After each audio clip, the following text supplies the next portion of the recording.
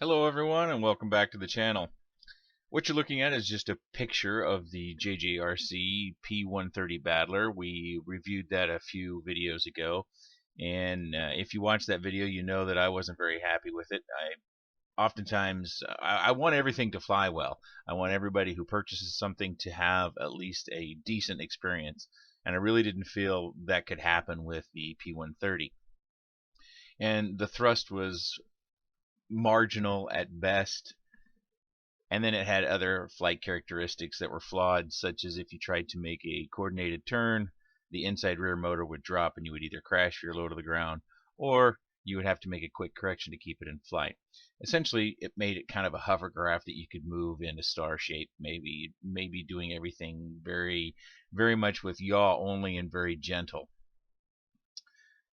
I thought it was worth taking a second look at to see if we could make this craft, or this hardware at least, fly reasonably well. And here's what I came up with. I swapped all the hardware over to a Diatone ET160 frame, so quite a bit larger than our original form factor. Give you a size comparison there. Let's do it this way. So quite a bit larger, but this can swing 4-inch props, whereas this could barely swing a 3-inch prop. And so I desoldered everything and brought it over and just remounted it, and you can see I've got a post that's missing out of here. This pretty much remedies the problem that we have in flight. It pretty much flies like you would expect the copter to fly. Unfortunately, out of the box, we don't get this.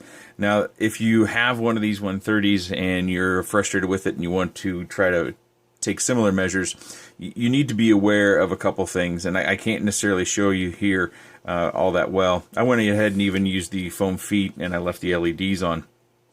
But these motors aren't standard 1806 motors. This is not one. See how this has motor holes for 1306 and larger motor holes? These do not have that. These only have the 1306 motor holes in all 4 directions. So you need to buy a frame that has 1306 motor holes, or you can buy a frame with 1806 motor holes and then drill out all the motor holes for 1306. You're still going to have to do some drilling out on this particular frame if you choose it, because the E-clip that they use on the bottom of these is fairly large and elongated, and it will rub on the center hole, so you'll need to bore that out a little bit as well. And be careful when you're doing that. We don't want to be breathing in carbon. Do it outside, well ventilated. A nice stiff breeze would be the best. Get in and get out. If you don't have drill bits for carbon fiber, you probably want to go and select something made to mill on carbon fiber, because otherwise you'll be just burning out your regular drill bits. But after you get that done, then you put everything over. It's relatively simple, and you can see these arms the motors come straight off of, and if you take a close look at this arm, you can see it's kind of cockeyed on there, and I had to kind of wire back to the arm just because that's the way the motor holes lined up. And this works so much better than it did on this old frame. And you could probably buy one of these that's maybe a 150 and it might work fine. I wanted to stay very low cost in this. I think this frame was only $18. I actually had a 180 frame I had planned to put this stuff on, but I was going to have to drill out all the motor holes because that frame is made for 1806 motors, and it only has the, I believe it's 19mm motor holes for mounting. So I went ahead and decided to buy something else, and this I think I got off of Amazon for $18.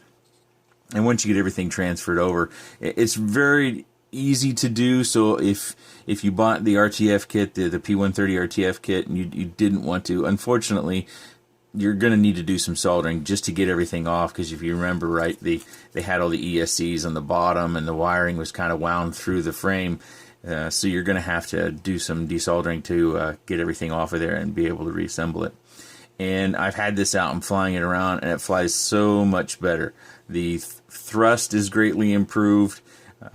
It's a little bit floaty, is the one drawback that I have for it.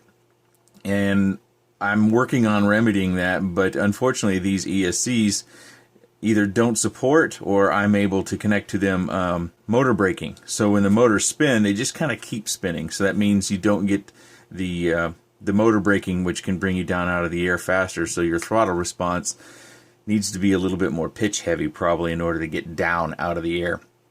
which actually resulted in a crash, which I'm going to show you as well. I used some 4-inch props that I had around. These are bullnose props, 40-45s, and you could probably get away with even using some tri-blades on here. And you can see the clearance on there, while minimal, it doesn't go nearly inside the frame like it did on this one. You know, well, this is a 4-inch prop, so but even our 3-inch prop was coming well inside the frame on this, on the original form factor. Let's jump over to a wee bit of flight footage. Now, it's hard to show this in video, but already on the sticks I can tell that this thing has got a lot more thrust than it did previously. And there you can see a little bit of a display of the free motor rotation really kind of makes it slow to come down even when you're dropping throttle quite a bit. I kind of pop it around a few times, just kind of get a feel for it, but it's much more responsive like this.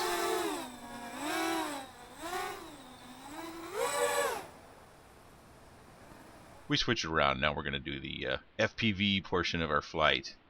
And right away, I take off and nose down, and that first maneuver you never would have done on the stock frame with the stock motor, stock props.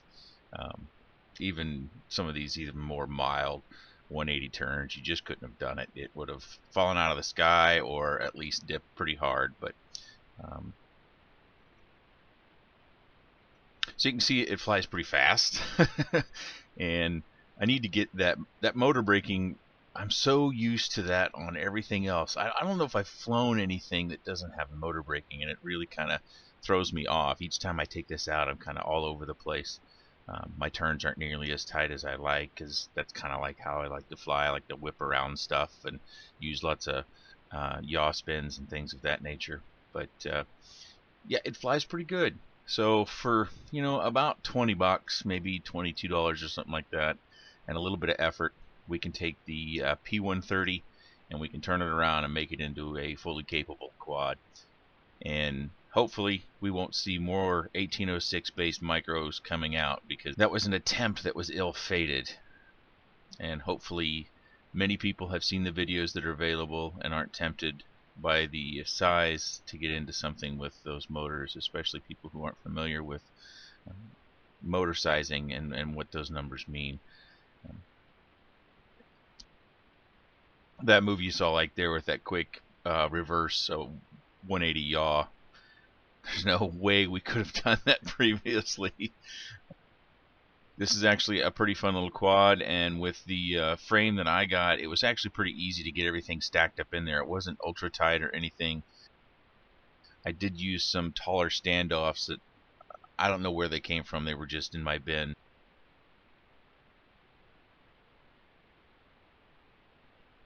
Oh, here we go for the crash. Bloop, right over the neighbor's fence. Okay, if you have any questions or comments, leave those in the section down below, and thanks for watching.